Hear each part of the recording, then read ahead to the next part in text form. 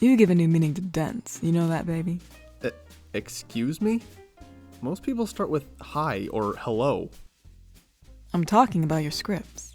Oh, wait, what's wrong with them? You named up all these pharaohs and ancient kings like everyone knows these people.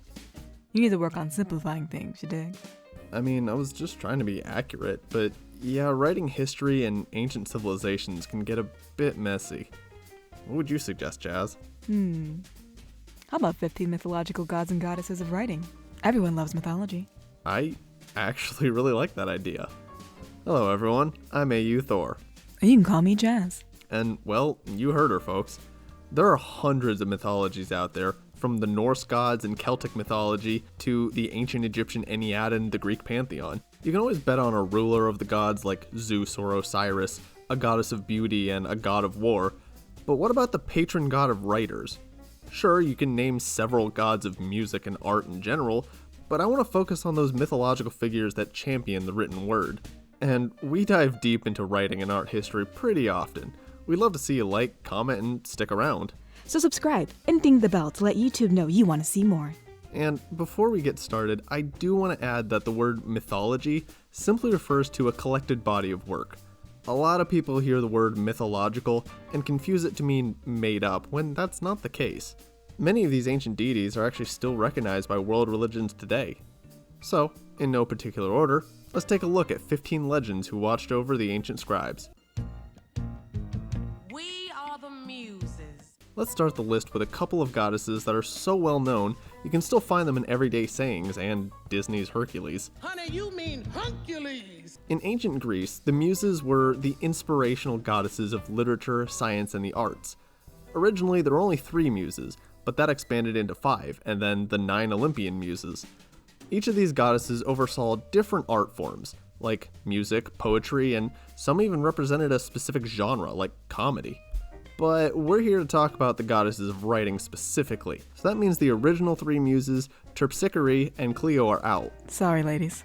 Although, the muse Urania is a curious case because she wasn't originally associated with any kind of writing. However, during the Renaissance, John Milton's epic poem, Paradise Lost, associated her with Christian poetry. Melpomene is kind of a writing-adjacent goddess, being the muse of tragedy, a genre where the main characters end up worse off than they were at the beginning of a story. But this can be writing, music, theater, any art form really. So that leaves us with Calliope, Erato, Euterpe, Polyhymnia, and Thalia. Calliope was the muse of epic poetry, having been said to inspire Homer to write the Odyssey and the Iliad. She also boasts some impressive feats in the music department, winning a singing match and turning the losers into magpies. Erato and Euterpe are the muses of lyric poetry, although Erato specializes in the spicier type you'd only find in the adult section. Polyhymnia is the muse of sacred poetry and sacred hymns. She's depicted as very serious and pensive. In Book 5 of the poem Fausti by Ovid, she's the only muse to sing a song of creation and reveal how the month of May got its name. And lastly, Thalia presides over comedy and idyllic poetry. Another muse that represents an entire genre, she also inspires short poetry that focuses on more rustic aspects of life. While the muses are familiar to most, this next god isn't as well known. In the time of pre-Islamic Arabs, Al-Qutb was a North Arabian god, with their name roughly translating to the scribe. And if you didn't catch it, I referred to them with a gender-neutral pronoun because there's a lot of disagreement over whether they're a masculine or feminine god. The Nabatean religion represents their gods and goddesses with betels, blocks of stone placed on altars or used in rituals, which is how Al-Qutb is represented as well. Unfortunately, we don't know too much about this god or goddess. Even their association with writing seems to come from a link to the legendary Greek author Hermes Trismegistus. If that name sounds familiar, you might be thinking of Hermes from the Olympian gods. This legendary writer is a sort of combination of the Greek Hermes and the ancient Egyptian god Thoth. And speaking of Thoth, he's actually our number 9. Thoth is an ancient Egyptian deity depicted as a man with the head of an ibis. Said to be born from the lips of the sun god Ra, he not only inspired writers, but is credited with creating the art of writing. That ancient literature had to start somewhere. Thoth recorded the results of the weighing of the hearts ritual, found in the Book of the Dead, which if you want to know more about that, we have a whole video on the ancient Egyptian afterlife.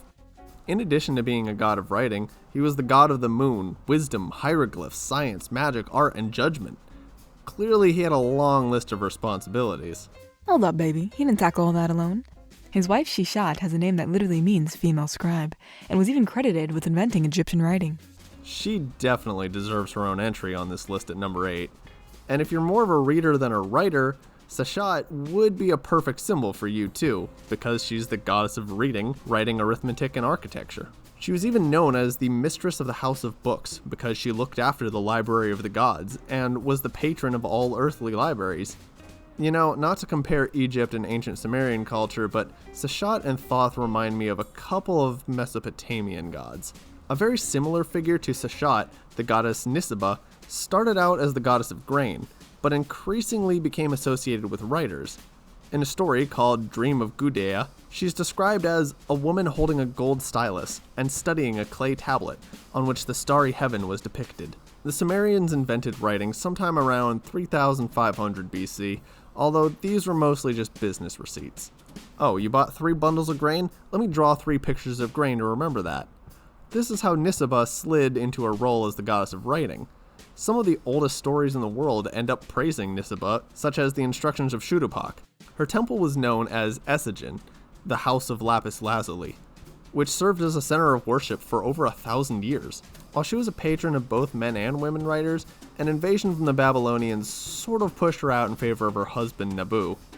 Nabu was the god of literacy, the rational arts, scribes, and wisdom. His task as a god of writing was to inscribe the fates assigned to humans. Every new year, his gargantuan statue was brought before his father, the god Marduk, so Nabu could pray to him. What would have been cooler is if Nabu rode his winged dragon there, though. Even though Nisaba kinda got pushed out of her role, there's plenty of writing goddesses. That's right, like Thurathadi from Buddhist mythology.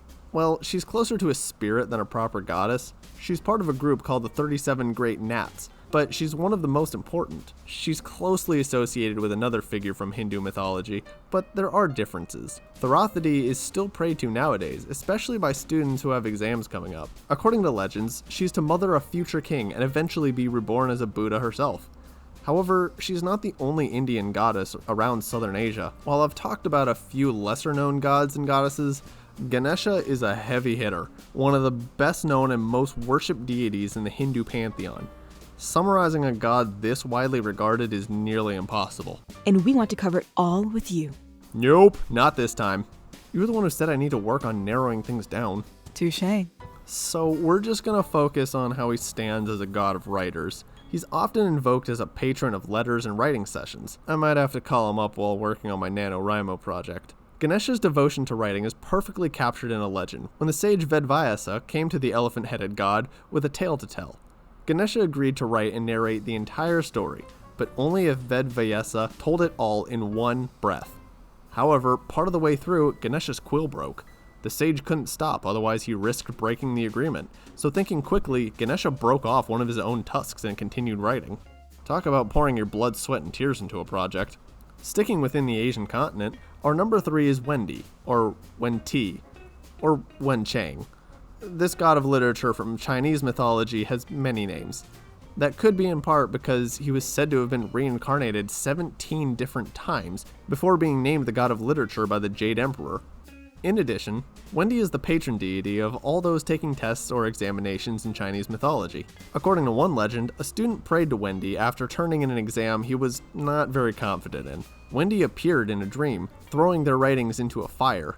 He then transformed the charred remains into exactly what the student needed: answers and masterclass writing. When the student woke up, they discovered that the examination hall had caught fire, and everyone's exams had burned away, forcing them to retake the test. Luckily, the student memorized what Wendy presented and passed the test with flying colors. Just across the Sea of Japan, we can find the kami Tenjin from Japanese mythology. Unlike most of the gods and goddesses on this list, Tenjin is the result of deification, meaning that there was a real-life historical person the god is based on.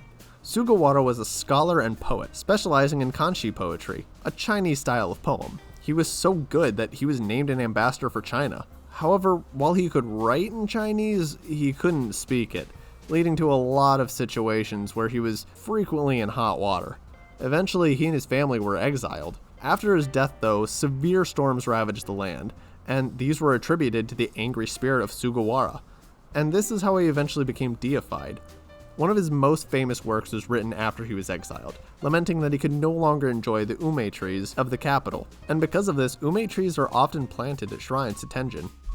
Meanwhile, on the furthest reaches of the other end of Asia, even bleeding into Europe, we can find the god Tyr, the god of written language, schooling, rhetoric, wisdom, and the arts, worshipped in ancient Armenia. In addition to serving as a scribe and messenger, he was also a fortune teller, interpreter of dreams, and recorded the deeds of men and guided souls to the underworld. Tyr is said to spend 1 month of the year recording birthdays and deaths in his journal, and the other 11 months are spent on gifting the power to writers, poets, musicians, sculptors, and architects. Funny enough, it seems like all of these gods and goddesses stood for different facets of writing. If you like reading more than writing, Seshat's got you. If you enjoy writing sessions alone or with a friend, Ganesha specifically stands for that.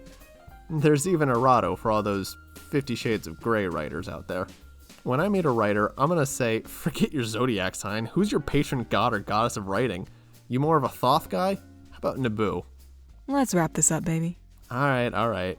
There you have it. 15 patron gods and goddesses of writing that hopefully pass a bit of power down to you, whether you're an author, a student, or writing a comment below to say your favorite deity.